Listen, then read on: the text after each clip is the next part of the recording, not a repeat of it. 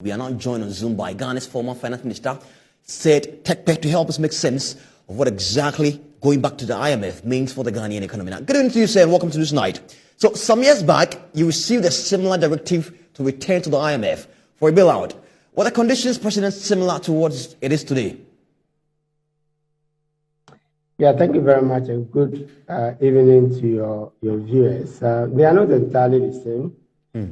Recall that by the time we went to the IMF, we had started with concrete policies embodied in a homegrown, policy, which we had prepared in conjunction with the African Development Bank, and we had passed the Petroleum Revenue Management Act, and we had put mechanisms like the stabilization fund, the sinking fund and other things. Okay, the sinking fund came later on, but yes, it was proposed as a way of tackling some of the issues that were confronting the nation. We went to Senchi for a discussion on the IMF option, as against the homegrown policy, because some of the development partners had, started withholding budget support. And therefore, we were pragmatic. We faced the reality that without that budget support in the interim to holders, it was going to be very difficult for us to ensure the success of the program. And at that point, the decision was made for us to join the IMF. And the evidence is there. You can look at the MEFP, the Memorandum of Economic and Financial Policy, and the letter of intent that we sent to the IMF. You will see those homegrown policies right there as stated, and they became part of the negotiations for the IMF, including the gift mix and other reforms which we had launched, the tax modernization program, which we had launched since 2010. So I'm afraid the situation is not the same.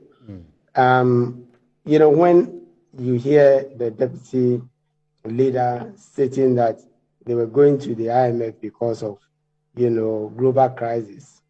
What were the most recent global crises? COVID. We got 6 billion. This is the first government that ever got money, such substantial sum of money. And I can enumerate some of them.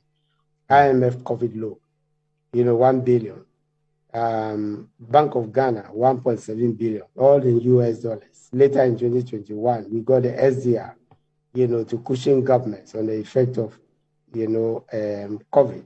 We got World Bank money and whatever. So such significant amount of money for a country like Ghana, why were we not able to use it to address, those issues? And remember, that some of these came from the IMF, and we had exited the IMF. Why did we go back to the IMF? To get a COVID loan of 1 billion. And there are countries which are so solid that when they got their SDR, they decided to either use it to recapitalize at the IMF, or they even gave it to developing countries and others. We put ours straight into financing. I can bet that given our infrastructure record, if we had got 1 billion, US dollars, as SDR, you would definitely see 1 or 2 major infrastructure to show that this is IMF money that we received. All right. Here we are. Now could the MPP government had avoided the situation totally, and how? Yes, some of us believe so, and I would come to to look at an aspect of it. But the reason we believe is, there were buffers. The 2017 bond that was due from 2007 was either fully paid or refinanced. In fact, 200 million was left in the sinking fund for them to take it up. So there was that looming tax burden of 750 million US dollars was settled one way or the other by the Mahama administration. The money that we took, and I didn't mention it, for the COVID from the stabilization fund, 250 million initially before we started again writing down some of what is flowing in now, which is about 400 million, was put in place by the Mahama administration. Remember, in fact, the ECF loan, which they criticized us, remember they never stopped the ECF.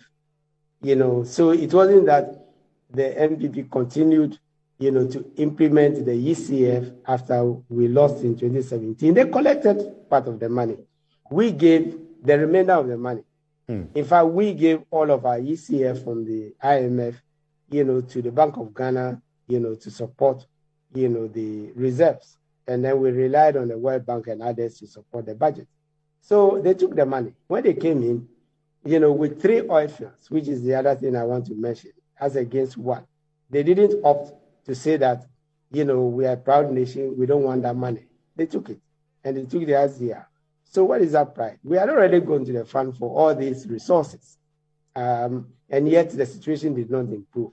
And the simple reason is that the fiscal gap of 5 to 7%, continued or was in existence in 2019 before COVID struck in 2020. Just take the article, 4 of 2019, and it's there. And this was something which was agreed, with the IMF, between the government and the IMF. So the disease was there before COVID. We cannot blame, So with all these endowments which I have mentioned, yes, there was no reason for us not to have managed well to avoid going to the IMF at this point in time. The reason is that we are not talking about expenditure. I'm talking about requirements I'm talking about requirements like you just mentioned. What are some of the conditionalities you would predict the IMF might end up affairing? What should we have done ourselves? That is the question, right? First of all, are we able to finance all our expenditures? I was just going to come to that. Are we able to finance all our expenditures? We all know, and we've been debating it for the last 3 years, in particular, that wages or compensation and interest payments is taking the whole of tax. It used to be tax revenue. Now it's total revenue. And the first quarter performance shows it quite clearly. Is that a situation we want to continue? And if so, what do we want to do for ourselves? We don't need the IMF to come and tell us. As I said, we had virtually designed, we had a similar problem with compensation, don't forget. And by the time we went to the IMF program, we had already designed a program, we had contacted labor and everything, and we had negotiated, we're paying down a single spot. So it's not, there's a precedent. So when we go into the fund, we gave them the agenda. In fact, when we had, the situation we were in a fund program, the aftermath of the Doomsor, which was the lack of gas supply from Nigeria. What did we do? The liability was there.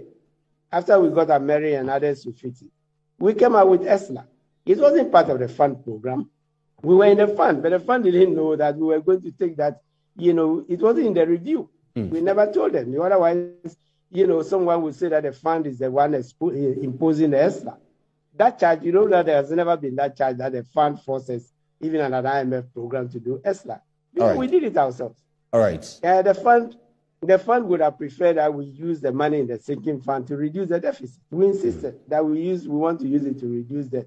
So let the government tell us what it plans to do for itself and the people of Ghana.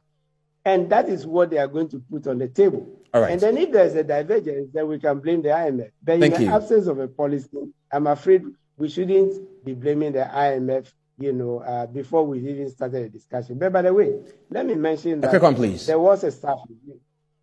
Quick one. There was a staff, review, a staff visit somewhere this year. So the fund had been in town already. The fund had gathered data. So in all probability, as the statement said, the discussions, with the fund may have started already, particularly during the spring meetings. And therefore, there's some idea, of where to go because the fund has some of the data already. So I just want to point out that the negotiations may be faster, than some of my colleagues were pointing out because the fund had been here and Article 4 was imminent. And thank you so much for your time that's here on the news tonight. That is former Finance Minister Seth Terkper.